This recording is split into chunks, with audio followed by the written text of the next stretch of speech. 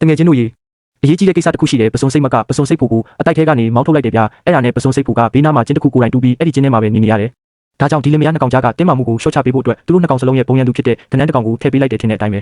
ကနန်းလည်းရောက်ရောပစွန်နှစ်ကောင်စလုံးကအပြင်ရန်သူကိုစပြီးစီးလုံးညီညွတ်စွာတိုက်ခိုက်ကြတော့တာပဲပစွန်စိတ်ဖို့ဆိုရင်ယောက်ျားပီတာတဲ့ခွန်အားတွေကိုအပြည့်အဝထုတ်သုံးပြီးတစ်ချက်တည်းနဲ့လွှဲထုတ်လိုက်တာဗျာဒီထုချက်ကပစွန်စိတ်မောက်ကိုအရန်သဘောကျသွားစေတယ်ထင်ပါရဲ့အဲ့ဒါနဲ့ပဲအာဃာတတွေကိုချက်ချင်းမေ့ပစ်ပြီးပစွန်စိတ်ဖို့ရဲ့အတိုက်ထဲကိုတိုးဝင်သွားတော့တာပဲဟုတ်တယ်ဗျာပစွန်စိတ်မကပစွန်စိတ်ဖို့ကိုချွဲပြနေတာဒါပေမဲ့လောလောဆယ်မှာတော့ပစွန်စိတ်ဖို့ကစိတ်မဆိုးသေးတဲ့ပုံပဲဖယ်ပေးဖို့စိတ်ကူးလုံးဝမရှိဘူးအဲ့ဒါနဲ့ပစွန်စိတ်မလဲမျက်နှာပြောင်တိုက်ပြီးအကြာကြီးတိုးဝေးပြီးမှအတင်းထဲဝင်သွားနိုင်ခဲ့တယ်ရလက်အနေနဲ့ဒီလင်မယားနှစ်ကောင်ရဲ့ဆက်ဆံရေးအဆင်ပြေခါစားပဲရှိသေးတယ်ဒီကနန်းကနောက်ဆက်ဖို့ပြန်လာပြန်ရောပစွန်စိတ်ဖို့ရဲ့အတိုက်ထဲကိုတန်းတိုးဝင်လာတာဗျာဒီတစ်ခါကနန်းရဲ့လောက်ရက်ကပစွန်စိတ်မကိုလုံးဝဒေါသထွက်သွားစေခဲ့တယ်ပစွန်စိတ်မကပစွန်စိတ်ဖို့ကိုဘေးကိုနည်းနည်းတိုးထုတ်လိုက်ပြီးချက်ချင်းဆိုသလိုကနန်းကိုအဆက်မပြတ်အပြင်းထန်တိုက်ခိုက်တော့တာပဲတွန်းလဲတွန်းထုလဲထုနေကနန်းရဲ့ထူထဲလာတဲ့အခုံချက်ကလည်းပစွန်စိတ်မရဲ့ပြင်းထန်တဲ့ထုချက်တွေအောက်မှာဘာမှသုံးစားမရတော့ဘူးအမလေးဗျာတရားဆက်ကိုထုပစ်နေတာ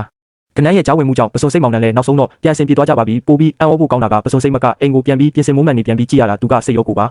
အာအိမ်ဖြတ်နေတာလားမဟုတ်ဘူးလေနင်ဘာလို့မလို့လဲဟာတငယ်ချင်းတို့ရေသူဘာလို့အိမ်ဖြတ်လဲဆိုတာကျွန်တော်နောက်ဆုံးတော့တိတိပြဟုတ်တယ်သူကပစွန်စိတ်ဖို့ကိုအတိုက်ထဲပြန်လာဖို့လာဖိတ်ခေါ်နေတာမြင်ကြလားပစွန်စိတ်ဖို့ပြန်လာပြီးလေကြည်စမ်းဒီနှစ်ကောင်တစ်ရက်နဲ့နှစ်ညခွဲနေပြီးမှနောက်ဆုံးတော့စိတ်ပြောင်းသွားကြပြီ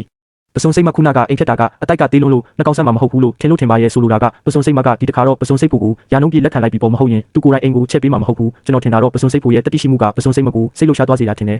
ဒါပေမဲ့ဒီပစွန်စိတ်ဖို့ကနည်းနည်းတော့စိုးရိမ်နေတယ်လို့ပဲဒါကဘာဖြစ်လို့လဲဆိုတော့ဟေ့မတော်နဲ့လေပြန်လာခဲ့ဦး